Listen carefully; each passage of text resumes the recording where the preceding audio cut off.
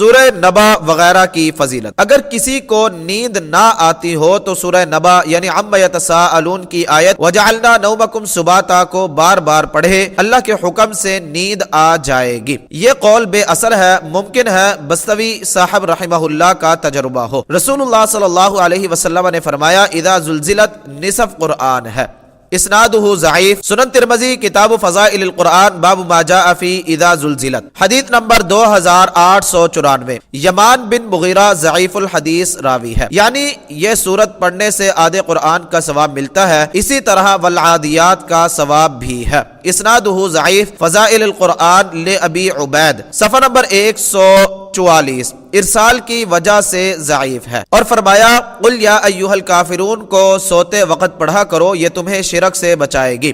حسن۔ سنن ابی داود کتاب الادب باب ما یقول عند النوم، حدیث نمبر 5055۔ سنن ترمذی کتاب الدعوات باب منہ فی قراءۃ سورۃ الکافرون والسجدہ، حدیث نمبر 3403۔ وصححہ ابن حبان، حدیث نمبر 2363۔ الحاکم جلد نمبر 1 صفحہ نمبر 565۔ اور اس کے پڑھنے سے ربع قرآن یعنی چوتھائی قرآن پڑھنے کا ثواب ملتا ہے۔ اسنادہ ضعیف۔ سنن ترمذی کتاب فضائل القرآن باب ما جاء فی اذا زلزلت، حدیث نمبر 2893، 2894، 2895۔ پہلی روایت میں حسن بن مسلم بن صالح العجلی مجہول ہے، دوسری میں یمان بن مغیرہ ضعیف ہے، اور تیسری میں سلمہ بن وردان ضعیف راوی ہے۔ اذا جاء نصر اللہ چوتھائی قرآن ہے، اسنادہ ضعیف۔ سنن ترمذی کتاب فضائل القرآن باب ما جاء فی اذا زلزلت، حدیث نمبر 2895۔ سلمہ بن وردان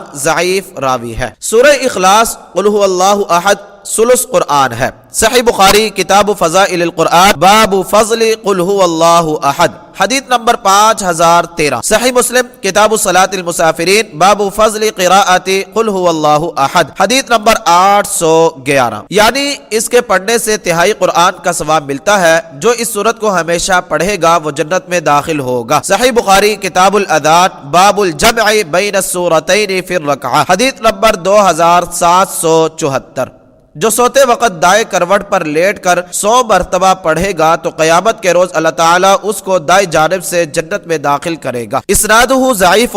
سنن ترمذی کتاب فضائل القرآن باب ما جاء فی سورۃ الاخلاص وسورۃ اذا زلزلت، حدیث نمبر 3898۔ حاتم بن میمون ابو سہل ضعیف ہے۔ معوذتین یعنی قل اعوذ برب الفلق اور قل اعوذ برب الناس پناہ مانگنے کے لیے بہترین صورتیں ہیں۔ حسن۔ سنن نسائی کتاب الاستعاذہ باب ما جاء فی سورتی المعوذتین، حدیث نمبر 5434۔ المعجم الکبیر للطبرانی جلد نمبر 17 صفحہ نمبر 343، حدیث نمبر 943۔ جادو کیے ہوئے آدمی پر پڑھ کر دم کرنے سے وہ اچھا ہو جائے گا۔ رسول اللہ صلی اللہ علیہ وسلم پر ایک یہودی نے جادو کر دیا تھا، آپ نے ان دونوں صورتوں کو پڑھ کر اپنے جسم مبارک پر دم کیا، جادو کا اثر دور ہو گیا۔ اسنادہ ضعیف۔ مسند عبد بن حمید، حدیث نمبر 271۔ تنبیہ معوذتین کے دم کے بغیر جادو کا ذکر صحیح بخاری حدیث نمبر 5763، 5765 وغیرہ میں موجود ہے۔ سوتے وقت آپ ان دونوں صورتوں کو ہتھیلیوں پر دم کر کے پورے جسم مبارک پر پھیر لیتے، اسی طرح یہ عمل 3 مرتبہ کرتے۔ صحیح بخاری کتاب فضائل القرآن باب فضل المعوذات، حدیث نمبر 5017۔ اور اس کے بہت سے فضائل ہیں۔ قال رسول اللہ صلی اللہ علیہ وسلم الم تر آیات انزلت اللیلہ لم یرى مثلہن قط، قل اعوذ برب الفلق قل اعوذ برب الناس۔ رسول اللہ صلی اللہ علیہ وسلم نے فرمایا کیا تم نہیں دیکھتے کہ آج کی رات ایسی آیات اتری کہ ان کی مثل کبھی نہیں دیکھی گئی، اور وہ قل اعوذ برب الفلق اور قل اعوذ برب الناس ہے۔ صحیح مسلم کتاب صلاۃ المسافرین باب فضل قراءۃ المعوذتین، حدیث نمبر 814